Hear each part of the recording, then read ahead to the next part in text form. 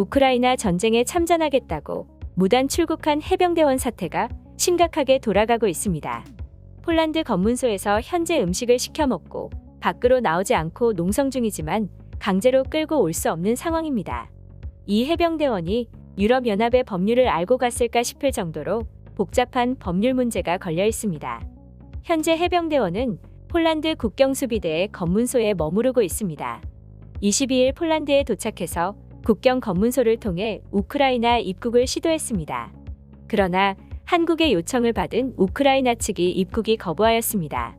입국을 거부당하고 다시 폴란드 국경 검문소로 돌아온 해병대원은 밖으로 나오지 않고 있습니다. 검문소에 도착한 한국 정부 요원과의 만남을 거부하고 있습니다. 설득을 해보고 한다면 폴란드 당국의 협조를 얻어서 강제적으로 체포를 할 것으로 알려졌습니다. 그러나 현재 폴란드는 법률적인 문제로 협조를 해주지 않고 있습니다. 유럽연합의 법률에는 탈영병에 대한 특별 규정이 있기 때문입니다. 특히 구타와 폭력에 의한 탈영병은 난민으로 인정해야 한다는 규정이 적용될 여지가 있습니다. 여권법 위반으로 형사처분 대상이 아닌 점도 문제가 복잡합니다. 한국 외교부는 우크라이나에 여행금지를 뜻하는 여행경보 4단계를 발령 중입니다. 그래서 한국인이 우크라이나를 정부의 허락 없이 입국할 경우 여권법 위반으로 처벌할 수가 있습니다. 그러나 이 해병대원은 결국 우크라이나의 입국에는 실패했기 때문에 여권법으로 현행 체포를 할 수가 없습니다. 이 해병대원은 오로지 군무이탈 및 무단 출국에 의한 군법에 따라 처벌을 받을 수 있습니다. 현재 언론마다 본인이 버티고 있다, 폴란드가 협조를 하지 않고 있다 등으로 혼선이 생기는 이유입니다. 폴란드는 폴란드 영토에서 벌어지는 사태이기 때문에 한국 당국 요원의 검문소 진입을 절대 허락하지 않고 있습니다. 결국 스스로 나오게 하는 방법이 유일한 방법이기 때문에 가족과 친구들의 설득에 희망을 가지고 있습니다. 해병대원이 어떤 마음으로 검문소에서 버티기에 들어갔는지는 그동안 스스로 밝힌 심경에 드러나 있습니다. 해병대원은 휴가 후 복귀하지 않고 21일 폴란드로 출발했습니다. 그 후 카톡이나 인터뷰를 통해서 자세한 심경을 밝히기도 했습니다. 어느 네티즌과의 카톡 대화를 통해 부대와 지휘관에 대한 불신을 드러내기도 했습니다.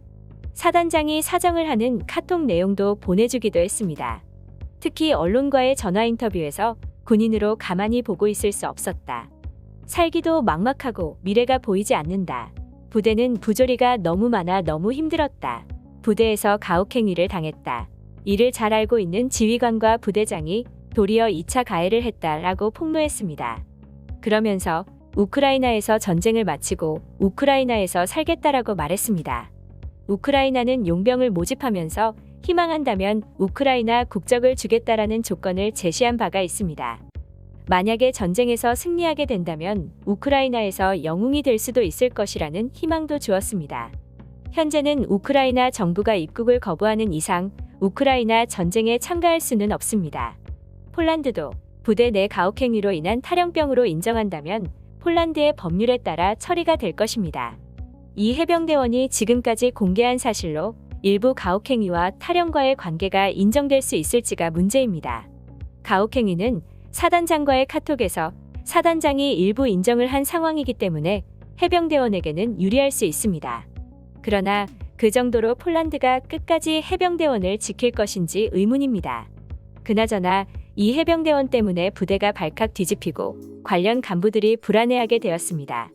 해병대원을 달래던 사단장도 지금 제정신이 아닐 것 같습니다.